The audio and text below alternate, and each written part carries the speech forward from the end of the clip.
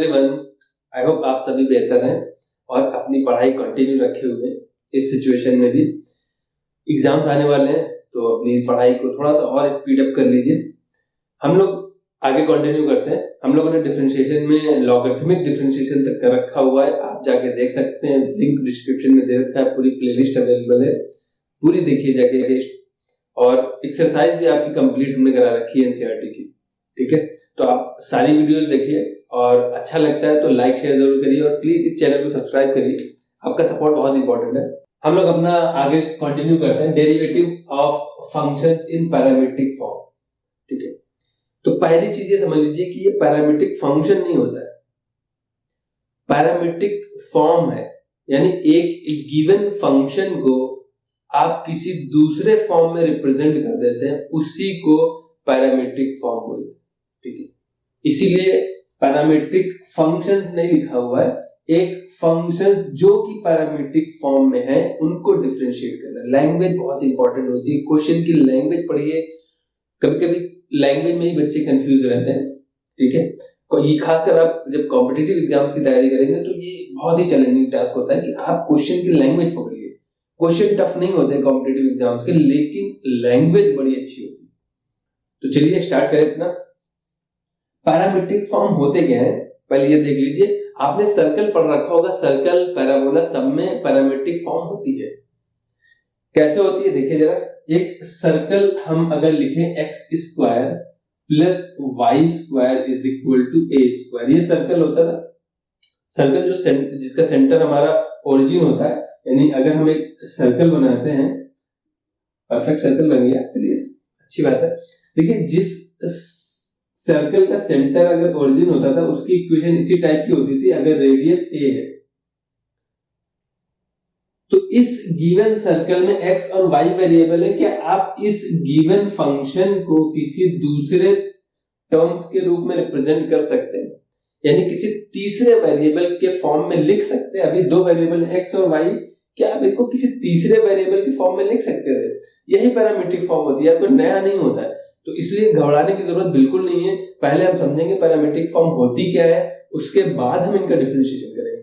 पहली चीज तो यहाँ पे इस फॉर्म को हम किसी दूसरे फॉर्म में कैसे लिखते हैं, तो आप देखिए किसी के देखिए वेरिएबल जो तीसरा हमें लाना ना, नाम से फर्क क्या पड़ता है यार, फर्क तो काम से पड़ना चाहिए।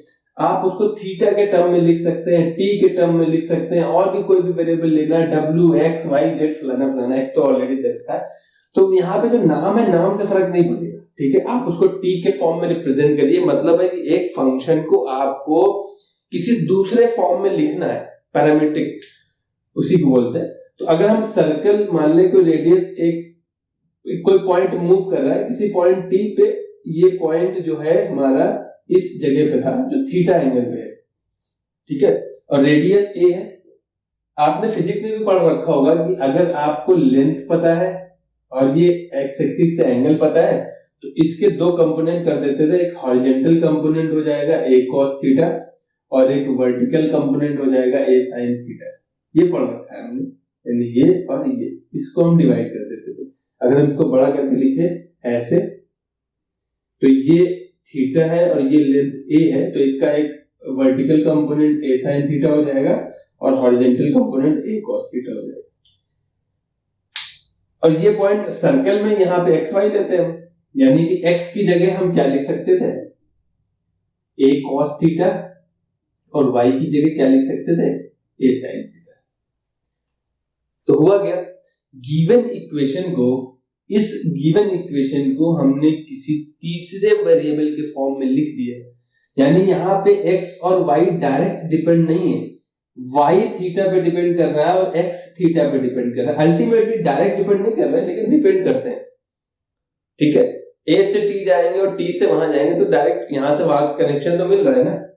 तो सेम काम यहाँ पे होता है, लेकिन आपको बस पैरामीट्रिक फॉर्म समझ में आनी चाहिए। यानी हमने इस फंक्शन को किसी दूसरे के टर्म में लिख दिया है, तो आप वापस भी जा सकते हैं। अब देखिए, आप इनका स्क्वायर करा के ऐड कर देंगे, इन दोनों का स्क्वायर कराइए, इन दोनों का स्क्वायर करा के ऐड कर देंगे, आपको वापस से वही इक्वेशन मिल जानी है। X square plus y square, a square common हो जाएगा और इसकी वैल्यू 1 हो जाएगी। तो पहले बात तो समझ में आया कि गिवन फंक्शन को किसी दूसरे वेरिएबल के फॉर्म में लिख देना ही पैरामीट्रिक फॉर्म होती है ये चीज। तो आपको पैरामीट्रिक फॉर्म समझ में आ गई। अब हमें सीखना है इसका डिफरेंशिएशन कैसे करें। अब हम इसका डिफरेंशिएशन देख लेते हैं। जैसे हमने अभी एक given circle x square plus y square is equal to a square था, इसको हमने लिखा था कि x की जगह a cos थीटा और y की जगह a sin थीटा लिख सकते हैं। अब देखिए इनको यहां रख दीजिए, इक्वेशन सेटिस्फाई हो जाएगी। या आप इन दोनों का स्क्वायर करके ऐड कर दीजिएगा तो आपको इक्वेशन मिल जाएगी। ये पैरामीट्रिक फॉर्म होती है, आप वापस से उस फॉर्म में जा सकते हैं, ठीक है, कोई चेंजमेंट नहीं होता है। अब ये हटा दीजिए यहां से। अब हमको ऐसे फॉर्म में दे रखे होंगे और हमसे पूछेगा क्या कि भैया आप बता दो हमको dy by dx। अब हम तो सोचेंगे कि y तो थीटा के फॉर्म में दे रखा है, डिफरेंशिएशन हम x के फॉर्म में करते हैं तो ये तो कहीं कांस्टेंट तो नहीं होगा। ऐसा नहीं होता है, y थीटा पे डिपेंड कर रहा है, x भी थीटा पे डिपेंड कर रहा है, तो कहीं ना कहीं x और y आपस में रिलेटेड है कि नहीं, तो आप कांस्टेंट नहीं मान सकते यहाँ पे। तो यहाँ पे क्या करना होता है, y जिसके भी टर्म्स में दे रखा हो, थीटा t किसी की भी फॉर्म में दे सकता है, लेकिन x y के अलावा थर्ड वेरिएबल होगा, चाहे वो थीटा के टर्म में हो, चाहे वो t के फॉर्म में हो, किसी के भी फॉर्म में हो। तो जिसके भी फॉर्म में दे रखा आप उसी के रिस्पेक्ट में डिफरेंशिएट कर दीजिए। तो ये वैल्यू हो जाएगी dy by d थीटा, ठीक है। तो यहाँ पे वैल्यू कैसे आएगी, a और cos, अभी थीटा के रिस्पेक्ट में कर रहे हैं ना, जैसे x के रिस्पेक्ट में करते हैं वैसे ही है ये भी है। अगर नहीं समझ में आ रहा तो आप पहले वही समझ लीजिए x के रिस्पेक्ट में कैसे करते हैं। तो इसको आप x के रिस्पेक्ट में यहाँ पे हम लिखे दे रहे हैं, डिफरेंशिएशन हम कर रहे हैं विद रिस्पेक्ट टू x। ये वैल्यू कैसे आती है, dy by dx is equal to, a तो कांस्टेंट है, sin का डिफरेंशिएशन हो जाएगा cos और थीटा का डिफरेंशिएशन हो जाएगा d थीटा by dx, ठीक है। इतना समझ में आ रहा है। अब यहां पे जो ये d थीटा बाय dx दे रखा है वो कैसे निकलेगा, वो इससे निकलेगा ना। और जैसे हमने y is equal to something दे रखा था तो dy बाय dx निकला है, x is equal to something दे रखा है तो dx बाय निकलेगा, ठीक है। तो अब यहाँ पे x का हमें थीटा के रिस्पेक्ट में डिफरेंशिएशन करना पड़ेगा, तब हमको ये मिलेगा। थीटा का x के रिस्पेक्ट में थोड़ा नहीं करते, y इज इक्वल टू कोई फंक्शन दे रखा है तो हम dy by dx निकालते हैं ना कि x by dy निकाल, ऐसे थोड़ी नहीं निकाल लेते हैं कि dx by dy निकलेगा, ऐसे थोड़ी नहीं निकलता है। तो अब हम करेंगे इसको प्रॉपर फॉर्म में अगर हम लिखें तो ये एक्चुअल में है क्या, a into cos theta upon में इसको उल्टा लिखोगे तो dx by d थीटा दे रखा है, रिवर्स हो जाता है ना, a अपॉन में b by c लिखोगे, इसको क्या लिख सकते हैं, a into c by b लिख सकते हैं। तो ऐसा है तो हम इसको ऐसे लिख सकते हैं, ऐसा है तो हम इसको ऐसे लिख सकते हैं। ये तो आपको पता ही हो गया, तो नॉर्मल मैथ है यार, इतना तो समझ में आ ही रहा होगा। तो यहाँ पे देखिए ये जो फॉर्म दिया था इसको हम रिवर्स करके ले आएंगे तो उल्टा हो जाएगा, अब वापस से जाएंगे तो वही वैल्यू हो जाएगी। तो यानी x को अब थीटा के रिस्पेक्ट में डिफरेंशिएट करके यहाँ पे पुट कर दीजिए आगे, और ये क्या था, तो फिर ये तो y का एक थीटा के रिस्पेक्ट में डिफरेंशिएशन था। तो यानी कि dy by dx हमारा इस फॉर्म में कैसे निकलेगा, देखिए हमारा फॉर्मूला क्या बन रहा है, फॉर्मूला हमारा आ जाएगा dy by dx। कैसे निकलेगा, हमने ऊपर क्या किया, y का डिफरेंस dy by dx कैसे आया है, a cos थीटा अपॉन में ये क्या है x by d थीटा, इसका डिफरेंशिएशन थीटा के रिस्पेक्ट में करना पड़ेगा तब जाके वैल्यू निकलेगी। तो जब थीटा के रिस्पेक्ट में डिफरेंशिएट करोगे तो आएगी माइनस sin थीटा, ठीक है। और थीटा का d theta by d theta cancel हो जाता है, तो ये वैल्यू यहाँ पे पुट कर दीजिए तो माइनस a sin थीटा। हुआ क्या, y का थीटा के रिस्पेक्ट में डिफरेंशिएशन किया है, नीचे x का भी थीटा के रिस्पेक्ट में डिफरेंशिएशन किया है। तो हमारा फॉर्मूला क्या आ रहा है, जिस फॉर्म में दे रखा है t के फॉर्म में दे रखा है तो dy by dt ऊपर होगा और dx by dt नीचे होगा। अगर यही थीटा के फॉर्म में दे रखा है तो dy by d थीटा ऊपर होगा, dx by d थीटा नीचे आएगा। ये फॉर्मूला बन रहा है हमारा। ऐसा देखिए क्लियर है कि जब हमने y का डिफरेंशिएशन किया तो x के रिस्पेक्ट में किया तो ये वैल्यू आई। अब dx by d थीटा उल्टा करेंगे तो dx by d थीटा यानी जो वैल्यू दे रखी है उसको थीटा के रिस्पेक्ट में डिफरेंशिएट करेंगे। तो ऐसे ना याद रखें कि डायरेक्ट आप इसका डिफरेंशिएशन करिए थीटा के रिस्पेक्ट में, इसका भी डिफरेंशिएशन करिए थीटा के रिस्पेक्ट में और डिवाइड कर दीजिए। कुछ कलाकार बच्चे क्या करते हैं कि ये काट देंगे, बात तो वही है, dt dt काटना नहीं है, ये रेट ऑफ चेंज यानी स्लोप होते हैं, तो स्लोप नहीं काटनी, ये हाल दिख रहा है लेकिन कटेंगे नहीं। ये एक फंक्शन आया है y को डिफरेंशिएट करने से, ये एक फंक्शन आया है x को डिफरेंशिएट करने से, ठीक है।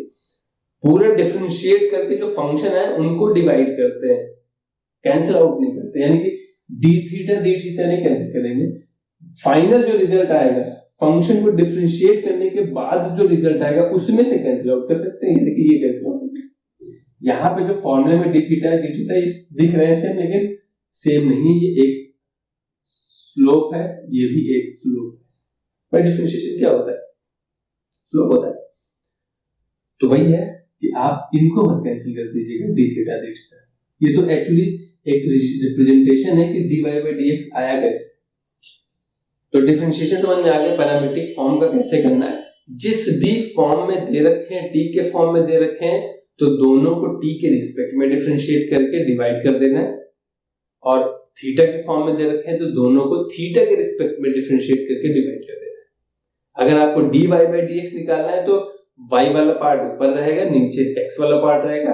अगर आपको dx upon dy निकालना है तो x वाला पार्ट ऊपर रहेगा, y वाला पार्ट ऊपर रहेगा। ये छोटा सा बेसिक पार्ट है, आई होप इतना क्लियर होगा, ठीक है। तो अब हम अपनी एक्सरसाइज स्टार्ट करते हैं। क्वेश्चन नंबर 1 और 2 हमने लिख दिया ऑलरेडी बोर्ड पे, एक्सरसाइज 5.6 है। तो पैरामीट्रिक फॉर्म बहुत इजी है, बस आपको ध्यान रखना है जिस फॉर्म में दे रखे हैं दोनों को उसी के रिस्पेक्ट में डिफरेंशिएट कर देना है।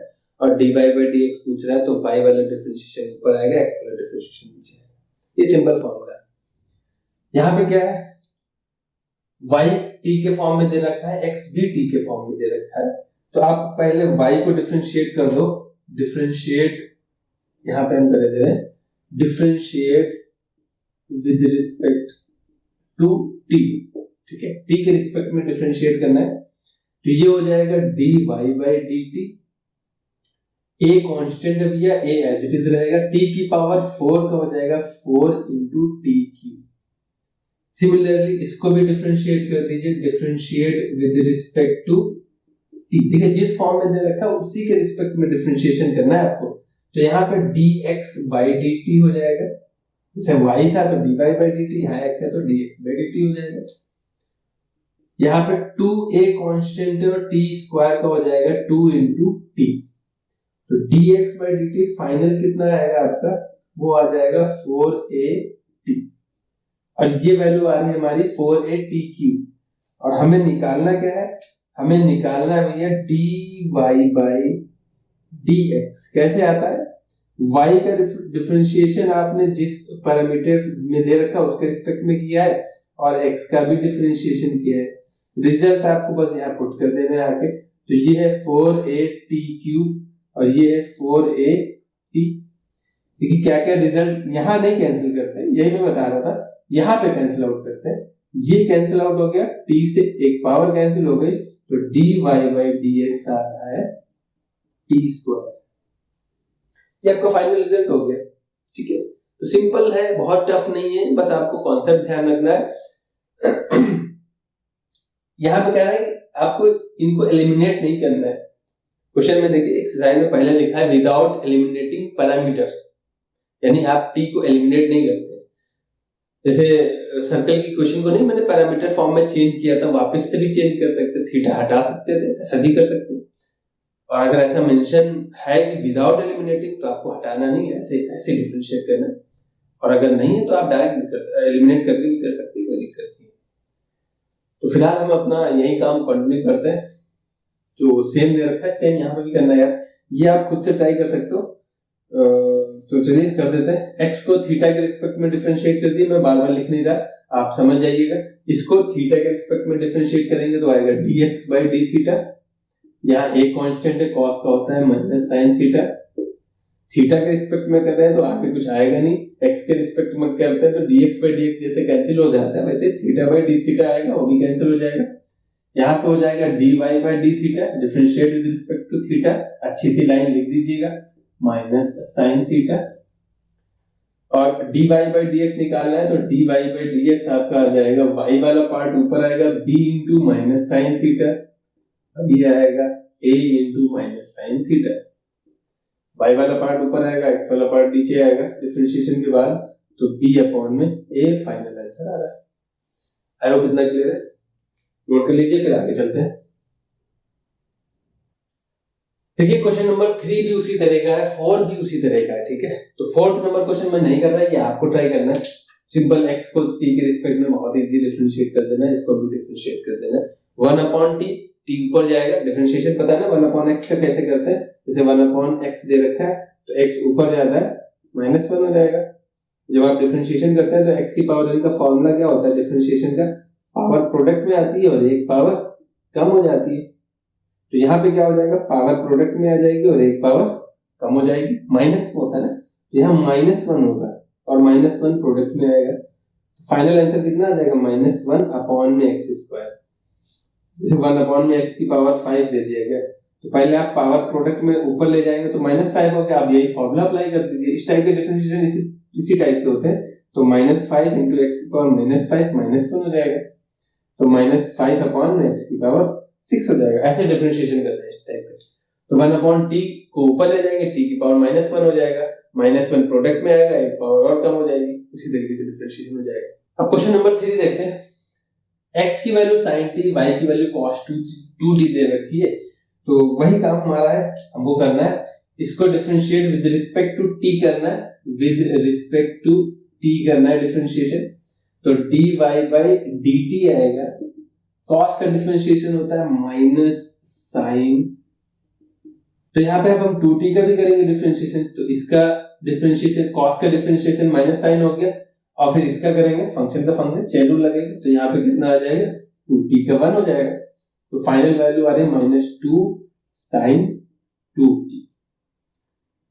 इसका डिफरेंशिएशन कर दीजिए, तो ये हो जाएगा dx अपॉन में dt with respect to t, एक अच्छी लाइन लिखनी जरूरी है हर बार, तो ये हो जाएगा cos t। निकालना है हमको dy by dx, कैसे आ जाएगा, y वाला पार्ट ऊपर आएगा -2 sin 2t अपॉन में cos t। देखिए ये फाइनल आंसर अभी नहीं है, फाइनल आंसर हमारा बिल्कुल सिंपलीफाइड फॉर्म में होता है, तो sin 2 थीटा का फॉर्मूला अप्लाई कर देंगे तो वो होता है 2 sin theta into cos theta upon में cos थीटा है, cos से cos कैंसिल आउट हो जाएगा, वैल्यू आ जाएगी -4 sin t। आई होप इतना क्लियर है। क्वेश्चन नंबर 5 करेंगे, फोर्थ हम नहीं कर रहे, हिंट हमने दे दिया, आप सेपरेट करना बहुत इजी है। क्वेश्चन नंबर 5 देखिए क्या कह रहा है, y को सिंपल यहाँ पे भी वही काम करना है हमको, y को भी थीटा के रिस्पेक्ट में डिफरेंशिएट करना है, और x को पहले हम इसको करे ले रहे हैं, ये पहले दे रखा है, तो y का जब हम डिफरेंशिएशन करेंगे तो dy by d थीटा हो जाएगा, साइन का होता है भैया cos थीटा, sin 2 थीटा है, जैसे cos 2 किया गया था वैसे ये भी हो जाएगा, साइन का होता है cos, और फिर 2 थीटा का करेंगे तो 2 और आ जाएगा, ठीक है। सेम इसका कर लेते हैं अभी, तो ये हो जाएगा dx अपॉन में d थीटा, भाई थीटा के रिस्पेक्ट में कर रहे हैं, t होता तो t के रिस्पेक्ट में करते। देखिए ये बेसिक है, बहुत स्पीड में अगर लग रहा है तो डिफरेंशिएशन है यार, इसमें तो सिर्फ फॉर्मूले अप्लाई हो रहे हैं, इसमें हम क्या एक्सप्लेन करें बहुत धीरे धीरे। तो यहाँ पे सिंपली साइन का डिफरेंशिएशन हो गया, cos का, इस वाले साइन का डिफरेंशिएशन हो गया cos, और फिर जैसे sin 2x का करते हैं, जैसे sin 2x दिया होता है तो डिफरेंशिएशन कैसे होता है, साइन का हो जाता है cos 2x, और फिर 2x का भी तो डिफरेंशिएशन हम करते हैं, तो 2 तो कांस्टेंट है, x का 1 हो जाएगा, सेम वही कॉन्सेप्ट यहाँ पे लग रहा है, पहले साइन का हो गया, फिर 2 थीटा का हो जाएगा, थीटा का तो 1 हो जाएगा क्योंकि थीटा के रिस्पेक्ट में कर रहे हैं डिफरेंशिएशन। अभी हमें x का करना है सेम उसी तरीके से, तो cos का होता है माइनस साइन, क्या हो जाएगा माइनस साइन थीटा, यहाँ पे भी वही कॉन्सेप्ट है, फिर से इसका करेंगे तो यहाँ हो जाएगा minus minus plus sign 2 theta, और 2 थीटा का करेंगे तो 2 आ जाएगा। आई होप इतना क्लियर है। साइन का और ये छोटी छोटी गलतियां बहुत भारी पड़ती है भाई, एक बात आप हमेशा ध्यान रखना, थोड़ा सा टाइम लेके चलना, ठीक है। और वीडियो के एंड में हम एक आपको तरीका बताएंगे जिससे आपके मार्क्स ज्यादा से ज्यादा आ सकते हैं, तो प्लीज वो फॉर्मूला जरूर अप्लाई करिए। मैंने अपने हर एग्जाम्स में और अपने हर स्टूडेंट को मैं बताता हूँ कि प्लीज ऐसे पेपर सॉल्व किया करिए, आपके मार्क्स ज्यादा आए। ठीक है, तो पहले यहाँ आ जाइए, dy by dx इनको डिवाइड करना है सिंपल, तो यहाँ पे वैल्यू आ जाएगी dy by dx की वैल्यू कितनी आ जाएगी, तो हम इनको डिवाइड कर देंगे तो y वाला पार्ट ऊपर है, तो वैल्यू है cos थीटा माइनस का 2 cos 2 theta upon 2 sin 2 theta minus का sin थीटा। इसको मैंने बाद में लिख दिया और ये पहले सिंपल आंसर हो गया। ठीक है, इसमें और सिंप्लीफाई अगर करना है तो साइन कॉस खोल ओपन कर लीजिए, उससे कोई फर्क नहीं पड़ेगा। चलिए क्वेश्चन नंबर 6 देखते हैं। x इज इक्वल टू ये दे रखा है, y इज इक्वल टू दे रखा है, हमको dy by dx निकालना है। देखिए क्वेश्चन नंबर 1 से 10 तक विदाउट एलिमिनेटिंग पैरामीटर, आपको पैरामीटर एलिमिनेट नहीं करना। क्वेश्चन नंबर 6 है अभी ये, तो हमको एलिमिनेट नहीं करना है, सिंपल डिफरेंशिएट कर देना, y को डिफरेंशिएट कर देना, x थीटा के रिस्पेक्ट में differentiate with respect to theta, ये हो जाएगा dy by d theta. a constant है, इसका अंदर डिफरेंशिएशन करेंगे तो 1 का तो 0 हो जाएगा।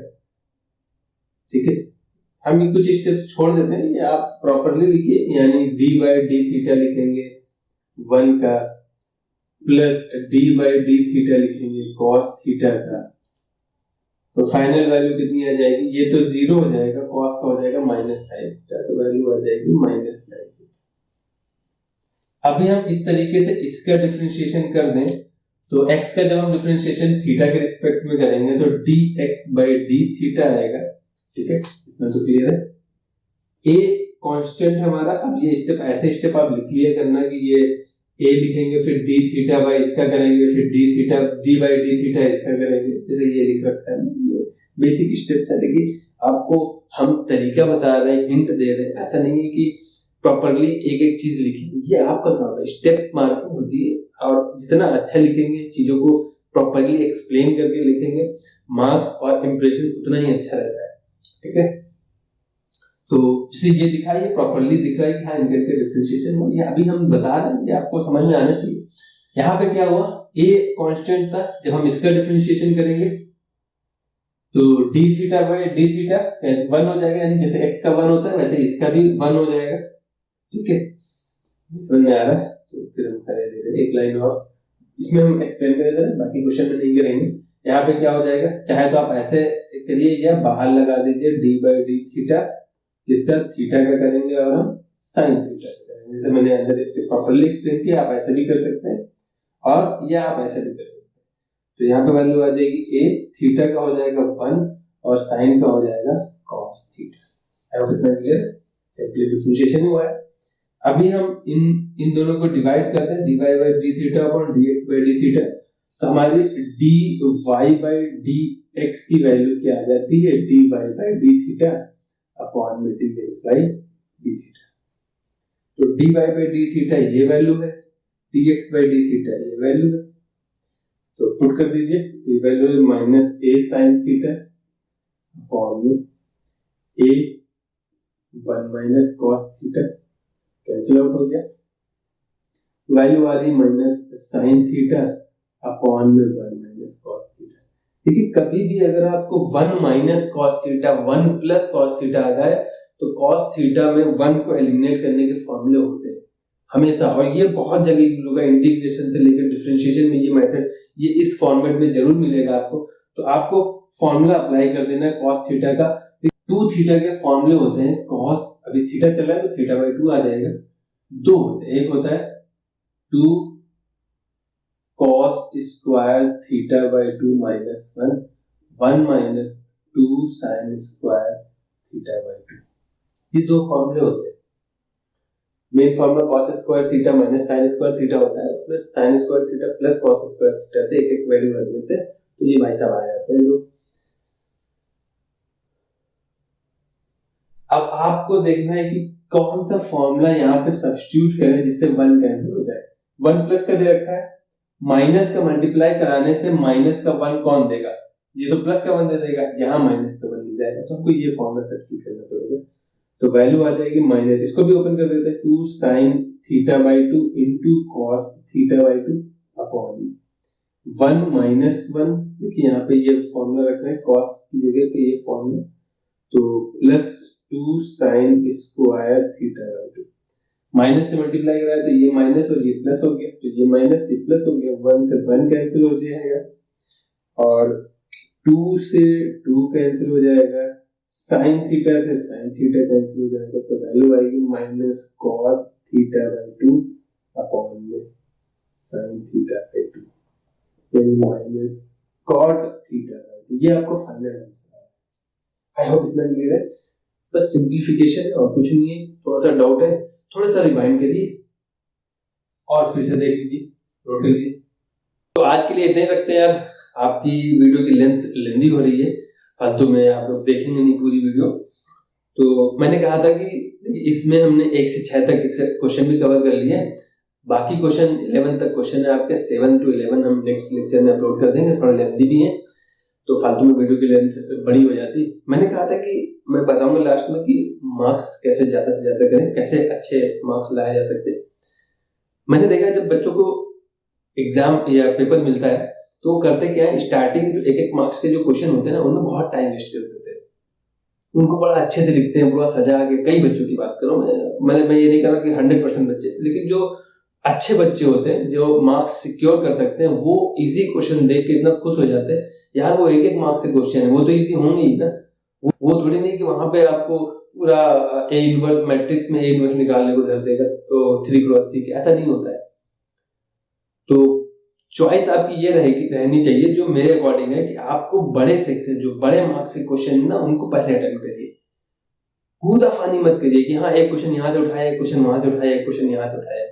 एग्जामिनर को इरिटेशन होती है बार बार पढ़ने, जब चेक करते हैं, एक्चुअली उनको भी पेपर में पर कॉपी के हिसाब से पैसे मिलते हैं, तो वो लोग बार बार उसमें ज्यादा वेस्ट होता है, तो कभी कभी इरिटेशन हो जाती है। ज्यादा कटिंग मत करिए, बच्चे जो है बहुत कटिंग करते हैं, कुछ गलत हो गया तो अपने दुष्कर्म को छुपाने के लिए इतना उसको रंग देते हैं, बिल्कुल पूरा मत करिए यार। होता क्या, आप सिंपल सोचिए, अगर आप कुछ चीज पढ़ रहे हो, कहीं कोई चीज हाईलाइटेड आ गई तो आप उस चीज को पढ़ेंगे। यही एग्जामिनर के साथ होता है, आपने बहुत हाईलाइटेड कर दिया, आपने मिस्टेक छिपाने के लिए, लेकिन अब वो एग्जामिनर उस क्वेश्चन को अच्छे से देखेगा। तो प्रेफर है यही है कि अगर मान लीजिए कोई पार्ट भूल रहे हैं आप और नहीं याद आ रहा है तो थोड़ा टाइम बाद उसको देखिए, नहीं याद आ रहा है तो सिंपल आंसर याद आ रहा है, आप अपने जो भी स्टेप्स हैं करके आंसर लिख दीजिए, उसको छोड़ दीजिए, ठीक है। कटिंग मत करिए, कटिंग करेंगे तो हाईलाइटेड पार्ट होने की वजह से वो देखेगा और आपके चांसेस बढ़ जाते हैं क्वेश्चन को कट करने, ठीक है। एक ये चीज हो गई कि आप अवॉइड करिए, कटिंग अवॉइड करिए, सेक्शंस में कूदना फांदना अवॉइड करिए। एक सेक्शन उठाइए, ठीक है, 15 मिनट 10 मिनट आप स्टार्टिंग में जो पेपर पढ़ते हैं उसमें से एक सेक्शन चूज करिए कि बड़ा सेक्शन, प्रेफरेंस बड़े सेक्शन को दीजिए, बड़े मार्क्स वालों को, छोटे मार्क्स वाले लास्ट में। भगदौड़ में आप डायरेक्ट आंसर भी लिख देंगे ना तब भी मार्क्स मिलेंगे, ठीक है। सेक्शन 1 का आंसर ये है, 2 का आंसर ये है, फलाना फलाना ऐसे लिख सकते हैं, लेकिन बड़े क्वेश्चंस को टाइम चाहिए, प्रॉपर्ली लिखना पड़ता है। तो बड़े सेक्शन स्टार्टिंग से करिए, अच्छे से कवर करिए। जब बड़ा सेक्शन कवर हो जाएगा ना तो आपको भी अच्छा फील होगा और कम टाइम में भी आप उनको कवर कर सकते हैं। तो ये टिप्स थी आपके लिए अच्छे मार्क्स सिक्योर करने की। तो बस अच्छे से अटेम्प्ट करिए, घबराने की जरूरत नहीं है। कोई क्वेश्चन नहीं आता दोबारा देखिए, उसको नहीं आता तो प्रॉपर्ली जितना आता है उतना कर दीजिए, आंसर आता है आंसर लिख दीजिए, लेकिन कटिंग मत करिएगा प्लीज, ठीक है। तो आज के लिए इतने रखते हैं। वीडियो अच्छी लग रही है, लेक्चर्स अच्छे लग रहे हैं तो प्लीज लाइक शेयर जरूर करिए और चैनल को सब्सक्राइब करिए, आपका सपोर्ट बहुत जरूरी है। और नेक्स्ट वीडियो मिलते हैं, थैंक यू।